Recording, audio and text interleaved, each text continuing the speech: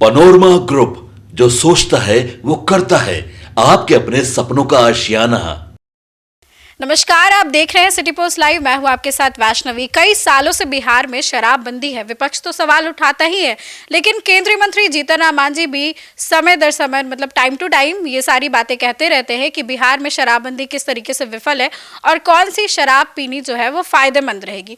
हम सर से जानेंगे कि केंद्रीय मंत्री जीतन राम मांझी आखिर ऐसा स्टेटमेंट क्यों देते रहते हैं और क्या मैसेज देना चाहते हैं। मेरे साथ senior journalist Shrikant Pratyush sir है। सर, क्या बोलेंगे? जीतन राम मांझी अक्सर बोलते रहते हैं कि ये शराब पियो, ये हेल्थ के लिए अच्छी रहेगी। फिर कभी कहते हैं कि प्रशासन और अधिकारी की मिली भगत है, शराब तस्कर जो है बिहार में फल फूल रहे हैं। हाँ, देखिए, जीतन राम मांझी जिस समाज से आते हैं उस समाज के लोग देसी शराब बनाने का काम करते रहे हैं, वही उनका मेन कारोबार रहा है। तो अब शराबबंदी के बाद तो उनकी जीविका पर ही संकट है और हमेशा वो सवाल उठाते रहे हैं कि भाई हमारा तो जीविका का साधन ही छिन गया। अब हम शराब बनाएंगे नहीं तो बेचेंगे कैसे, और बेचेंगे नहीं तो खाएंगे क्या? जीविका का कोई दूसरा साधन नहीं है। तो अपने समाज की भावनाओं को ध्यान में रखकर जीतन राम मांझी गाहे बगाहे शराबबंदी के खिलाफ आवाज़ उठाते रहते हैं। और शराबबंदी से सबसे ज़्यादा नुकसान उनके समाज को ही हुआ है, आर्थिक रूप से भी और सामाजिक रूप से भी, क्योंकि उनके समाज के लोगों का जीविका का आधार यही था, वो छिन गया। और जिस समाज से आप आते हैं उस समाज के लोग तो आपसे सवाल करेंगे ही कि भाई हमारा शराबबंदी क्यों है, हैं? और शराबबंदी के दौरान शराब बनाने और बेचने के कारण या पीने के कारण जेल भी उनको जाना पड़ रहा है। तो जेल जा रहे हैं। मुसहर समाज की महिलाएं अपनी जीविका के साधन के रूप में अभी भी उसको शराबबंदी में भी शराब बेच रही हैं क्योंकि उनकी मजबूरी है, तो वो भी जेल जा रही हैं। तो आक्रोश का सामना मांझी को भी करना पड़ता होगा समाज की तरफ से। बिल्कुल। मैं गया था कई जगहों पर विधानसभा चुनाव के दौरान, तो मुसहर समाज की महिलाएं बहुत नाराज थी शराबबंदी को लेकर। लेकिन नीतीश कुमार का ये बहुत ड्रीम प्रोजेक्ट है और वो कभी नीतीश कुमार के रहते हुए शराबबंदी ख़त्म होगी ये तो सोचिएगा भी मत, कभी नहीं होने वाली है। लेकिन जीतन राम मांझी अपनी बात कहते हैं ताकि उनके लोगों के बीच ये मैसेज जाए कि भाई उनकी बात उठाते रहते हैं, वो उनकी भावनाओं से अवगत हैं और सरकार के सामने अपनी मांग रखते हैं कि भाई शराबबंदी ख़त्म हो जानी चाहिए। सर, उनका कहना है कि शराब तस्करों को नहीं पकड़ा जाता, मजदूरों को पकड़ा जाता है। वो लोग तो चुनाव लड़ रहे हैं, शराब तस्कर। बिल्कुल, ये तो सच है कि शराबबंदी में भी अवैध शराब का जो कारोबार है बहुत बड़ा हो गया है और जितनी बड़ी कार्रवाई होती है उतना ही बड़ा अवैध शराब का कारोबार का चेहरा सामने आता है। तो इसमें मिली भगत तो है शासन प्रशासन के अधिकारियों की, पुलिसकर्मियों की, और ये तो सच है कि पुलिसकर्मियों की अवैध कमाई का सबसे बड़ा जरिया शराबबंदी हो गई है। और पुलिस वाले अपराधी को पकड़ने के बजाय शराब पकड़ने पर ज़्यादा जोर देते हैं और पकड़ते हैं तो सौदा भी कर लेते हैं। कई थानेदारों के खिलाफ भी कार्रवाई हुई है, कई थानेदारों के शराब माफियाओं से संबंध सामने आए हैं।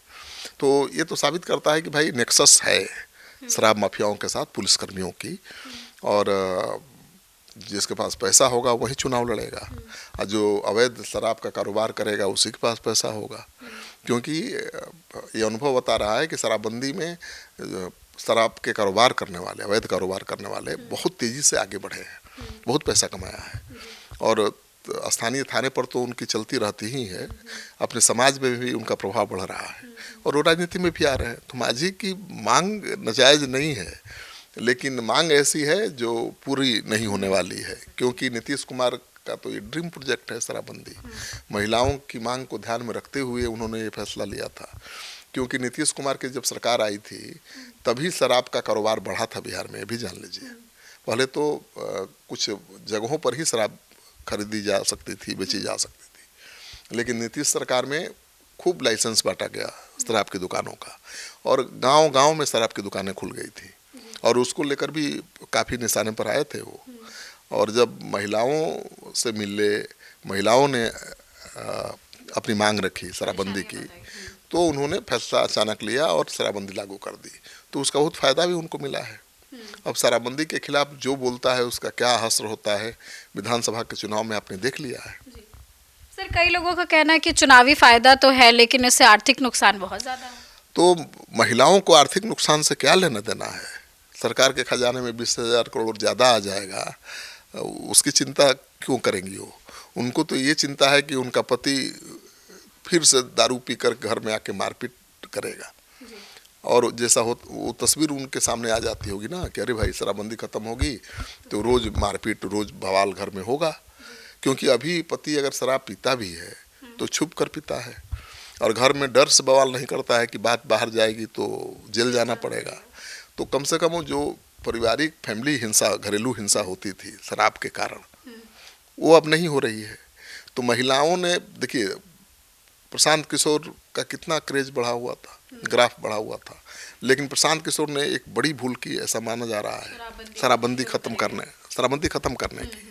क्योंकि शराबबंदी खत्म करने का ऐलान करके एक झटके में सारी महिलाओं को उन्होंने नाराज कर दिया, क्योंकि महिलाएं उनके इस फैसले को अपने विरोध में लिया गया फैसला मानने लगी। उनकी सामने, नज़रों के सामने वो तस्वीर सामने आने लगी जो पहले हुआ करती थी, घर में दारू पीकर आना, मारपीट करना, मतलब घरेलू हिंसा का बड़ा कारण शराब थी।